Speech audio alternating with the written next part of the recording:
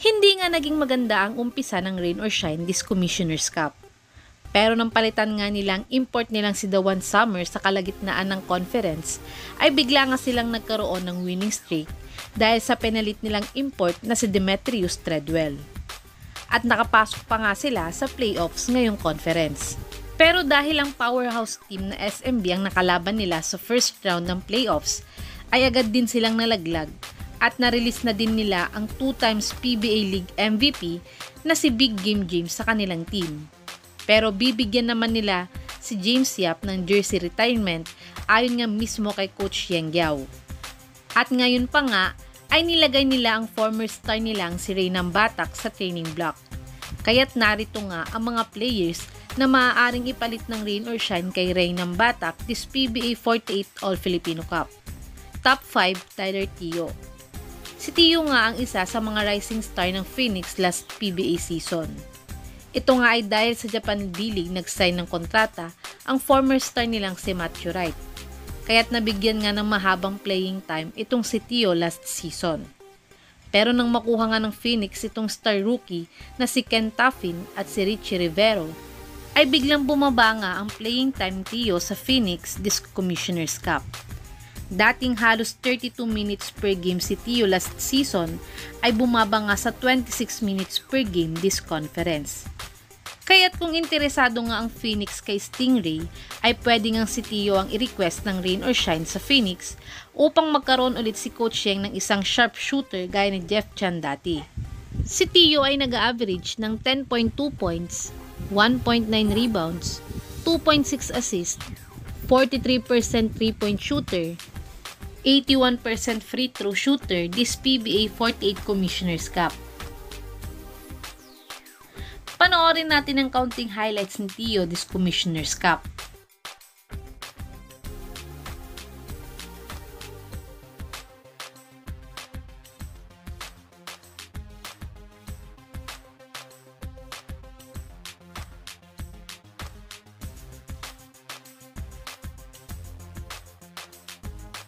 Top 4, Troy Rosario. Si Rosario nga ay isa sa mga top scorer ng Blackwater pagdating sa mga locals. Ngunit dahil wala namang balak magpalakas ng lineup ang Blackwater, ay hindi na nga muling makatungtong man lang kahit sa playoffs itong si Rosario. Pero kung makukuha nga siya ng Rain or Shine, ay baka siya nga ang missing piece ni Coach Yeng upang makabalik ang Rain or Shine sa championship. Si Rosario ay nag-a-average ng 10 points per game, 5.2 rebounds, 2.4 assists, 0.8 steals, at 0.3 blocks per game this PBA 48 Commissioner's Cup. Panoorin natin ang counting highlights ni Troy Rosario this PBA 48 Commissioner's Cup.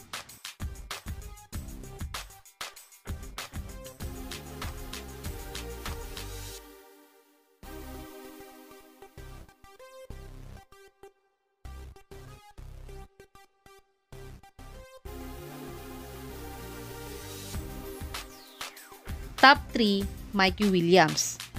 Si Mikey nga ay hindi nakapaglaro ngayong conference sa PBA. Ito ay dahil ayaw nga niyang kumontak sa TNT management.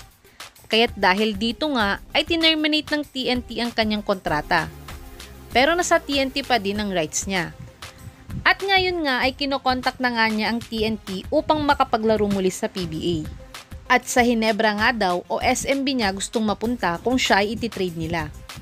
Ngunit kung gusto nga daw ng TNT management na bigyan ng aral itong si Williams, ay baka subukan nila siyang i-trade sa ibang team na wala sa nire-request niya gaya ng Rain or Shine upang masampulan siya ng coaching technique ni Coach Yeng upang magtanda nga itong si Williams. Si Mikey ay nag-a-average ng 16.1 points, 4 rebounds, 4 assists, at 0.8 steals per game last PBA 47th Governor's Cup.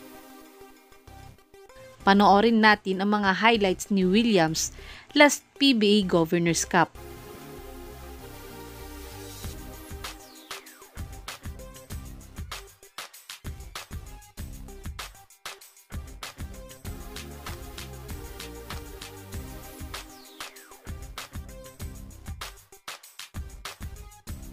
Top 2, Paul Lee. Sili nga ay injury prone na sa Magnolia. Ito ay dahil nagkakaedad naman na din si Lethal Weapon. Kaya't pagdating nga ng playoffs ay talagang off na nga ang laro ni Angas ng Tondo. Pero nang naglalaro pa nga sa rain or shine itong si Lee, ay talagang napapalabas nga ni Coach Yeng ang laro ni Lee sa playoffs. Kaya't kung gusto nga ng Magnolia ang offer ng rain or shine na sinambatak, ay pwede silang mag-swap muli ni Paul Lee gaya ng Lee Yap trade dati. Si Lee ay nag-average ng 12.5 points, 2.4 rebounds, 4.2 assists, 40% 3-point shooter, 92% free throw shooter, this PBA 48 Commissioner's Cup. Panoorin natin ang counting highlights ni Lee this Commissioner's Cup.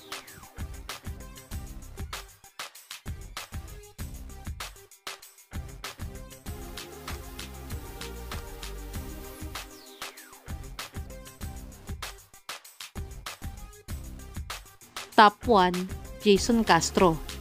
Si Castro nga ang former star player ng TNT. Pero dahil nagkakaedad na nga ito, ay medyo bumaba na nga ang laro ni Castro.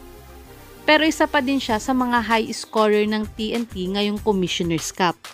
Kaya't dahil dito nga, ay baka gawin din sa kanya ng TNT ang ginawa nila sa mga former star na nakasama niya sa TNT na sina Jimmy Alapag at Ranidel De Ocampo, na i-trade pa ng TNT habang may value pa sila bago sila magretiro sa PBA.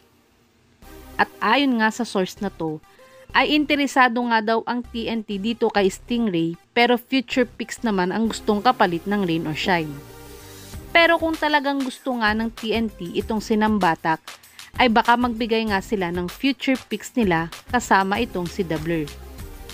Si Castro ay nag-a-average ng 14.3 points, 3.1 rebounds, 3.8 assists, 48% 3-point shooter, 81% free throw shooter, this PBA 48 Commissioner's Cup. Panoorin natin ang counting highlights ni Dabler this Commissioner's Cup.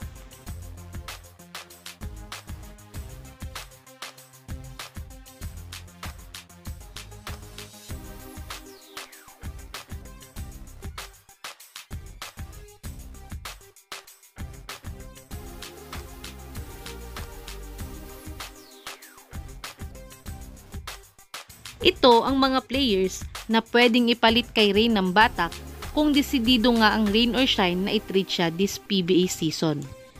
Ito ang mga players na pwedeng ipalit kay Rain ng Batak kung desidido na nga ang rain or shine na i-trade na siya this PBA season. Sa tingin nyo, sino sa mga players na to ang makukuha ng rain or shine kapalit ni Rain ng Batak? I-comment nyo na po yan sa baba.